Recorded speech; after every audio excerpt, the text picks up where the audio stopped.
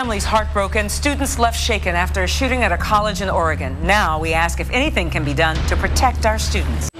Tonight at 11, another school massacre. Somehow this has become routine. At least 10 gunned down in class. We just dropped everything and we ran. What can really be done to protect students in Georgia? Tragedy strikes again, this time at a small community college in Rosebud, Oregon. 10 people were killed, another 7 hurt. And right now, live pictures of a candlelight vigil held by the community there in Roseburg. You can see hundreds of people there. In the past hour, the Douglas County Sheriff announced victims will not be identified until tomorrow. He also said he would not officially identify the gunman, who has already been identified as 26-year-old Chris Mercer. I will not name the shooter. I will not give him the credit he probably sought prior to this horrific and cowardly act. Now, we've learned Mercer was killed in a firefight with Douglas County deputies. Meantime, tonight, we're also hearing from survivors who described the chaotic scene. As we were running by, we were telling people, you have to get out, you have to go, you have to move. They locked the doors and we're in there. Again, no one really is for sure what's going on. And then the next thing we know, we hear 3 or 4 more gunshots.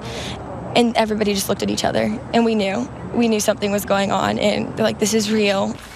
The gunman's connection to the school remains unclear at this hour. NBC News is reporting, though, that he was not a student. Witnesses say he stormed classrooms, demanding to know his victims' religions before firing. Now, this latest tragedy is the 41st school shooting this year alone.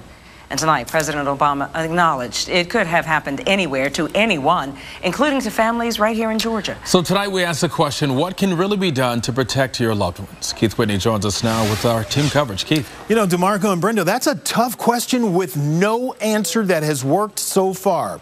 That college in Oregon reportedly had no formal security staff, but it's not 100% clear that it was a gun-free zone, since that state allows concealed carry on campuses. Either way, those students were highly vulnerable.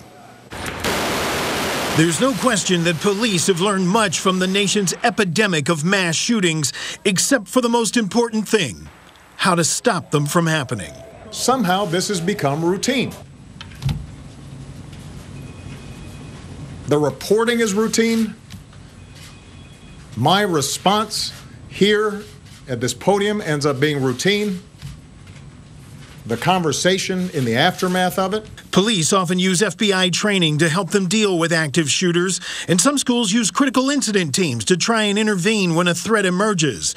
But inevitably, the debate centers on gun control and ends up going nowhere. The question remains as to whether or not those sorts of restrictions have reduced gun violence or these sorts of shootings in places where they've been imposed, and that's really not clear. There's a lot of debate in the academic literature about that. So much of the onus for now remains on the schools to keep their students safe. Better security in institutions, so better lockdown security and better drills. And like we used to have fire drills when we were growing up, we now have mass shooting drills in many educational institutions. In fact, it's part of student orientation in the University of Georgia system, where students rely on instant alerts on social media, cell phones, and campus sirens, with training to know when to shelter in place or to make a run for it. Ironically, in Oregon, some college students can carry weapons on campus, and GeorgiaCarry.org believes the same is true for our state. Well, we believe it is law, quite frankly, and we've got a lawsuit against the governor and the Code Revision Committee right now trying to prove that. Jerry Henry says relying just on the police to keep you safe is not a good bet. Most of the time, the police come in, look at the crime scene, and try to figure out who did it. And if you're lucky, they don't call the morgue in on you. Now, by the way, the confusion, on the basis of that confusion on whether or not it's legal for those with concealed permits to carry on Georgia college campuses, comes from 2 competing bills that the governor signed into law, one allowing it, the other not. The courts are going to have to clear that up, but not clear that's going to have an impact one way or the other. Yeah, well, that certainly is going to be a topic of discussion in the Georgia General Assembly come January. Absolutely. It's going to reinvigorate that whole debate. Absolutely. All right. Keith, thank you.